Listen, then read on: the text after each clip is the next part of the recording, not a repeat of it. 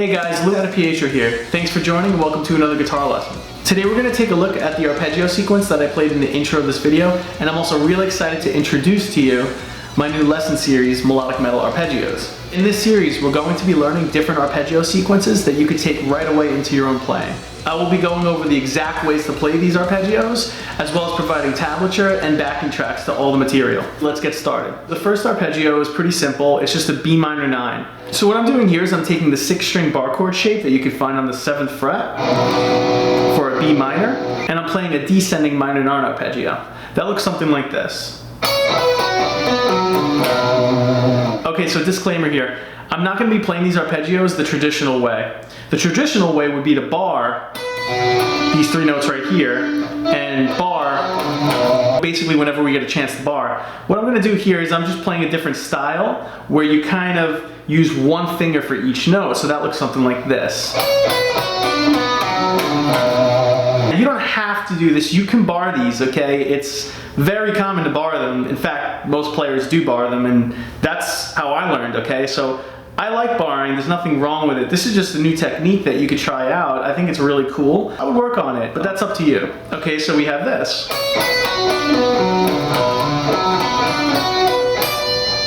Okay, so I just descended and ascended the B minor 9 arpeggio. So we end on the D note right here, and then I use a chromatic enclosure. Now this note is not part of the arpeggio. So what I'm doing here is I'm using that as a chromatic approach note to get us to the C sharp. It sounds like this.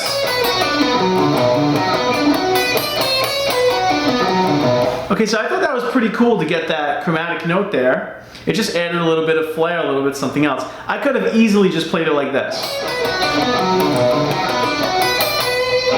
Okay, and that works too, that's fine. Okay, so what we do here is we descend the minor 9, ascend, chromatic enclosure,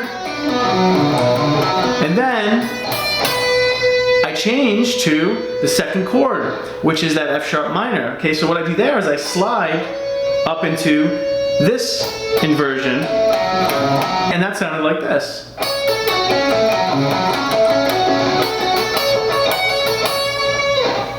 Okay, so all that is just an F sharp minor arpeggio. I'm just descending, and then I'm playing this little pattern. Following that run, that leaves us up here at the next inversion for the F sharp minor. Okay, that looks like this. At the 14th fret, I'm playing. Okay, all that is, again, is that's our bar shape that we originally started with B. Now we're just playing it at the 14th fret for F sharp minor. Okay, I'm just playing this triplet here, and then I'm descending in 16th notes. That altogether sounds something like this.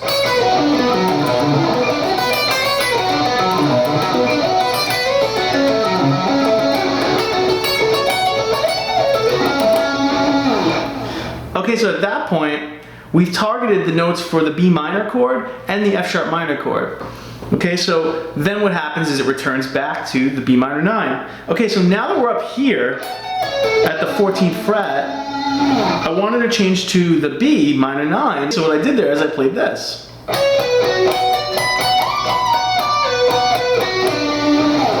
So what that is that's our B minor 9. Okay, I'm starting at the 14th fret here, and I'm picking down, up, up. Okay, getting a little bit of a sweep in there. So we have down, up, up, and then that leaves us here, and I'm playing just alternate picking all of that. Okay, I like that grouping right there. So 1, 2, 3, 1, 2, 3, 4, 5. I like doing these patterns where you have a group of 3 and then you have a group of 5.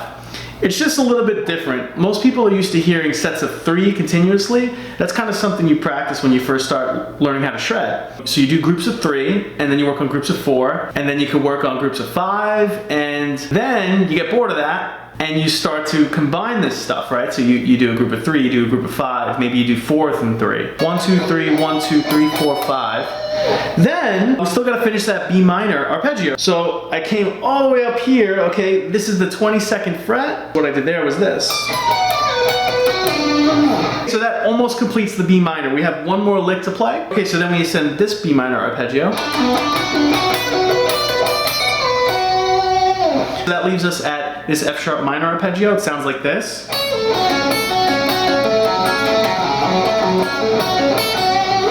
That right there is simply this shape. We're probably familiar with that minor arpeggio. We played that earlier for B. Now what I did here is, again, we broke up the note grouping to make it a little bit more interesting. So I'm playing a group of 4 there, nothing weird there, right? So 1, 2, 3, 4, then a group of 3, 1, 2, 3, then a group of 4, 1, 2, 3, 4, and a group of 5, 1, 2, 3, 4, 5, okay? So we have that group. Then I'm skipping around here again. Same pattern I played earlier on the B minor there. Okay, so then we have a triplet. Just break up the rhythm a little bit. So then I just jump up to the next inversion, which is right here. And then I finally end it on a B to return back to the 1 chord in the chord progression. Okay, so that last part just sounds like this. This is the triplets. Simple as that. So again, just a quick recap in case we missed anything. I started with the B minor 9 arpeggio, descended, ascended, used the chromatic enclosure note, okay? So what that is very simple. It's just using a note that's not in the scale of the arpeggio to approach a note that is. In this case, I use the chromatic enclosure to approach the 9 interval of the B minor. So we have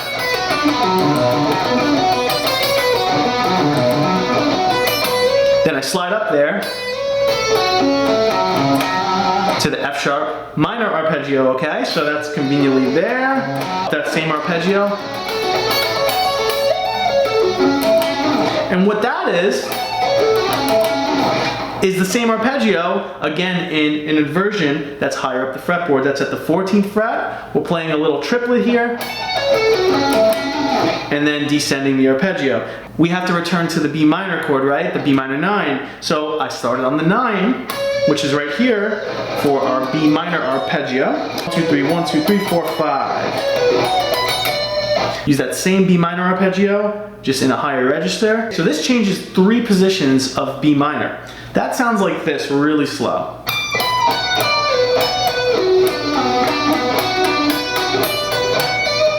Then that leaves us back here at the F sharp minor arpeggio, okay, at the 9th and 5th fret.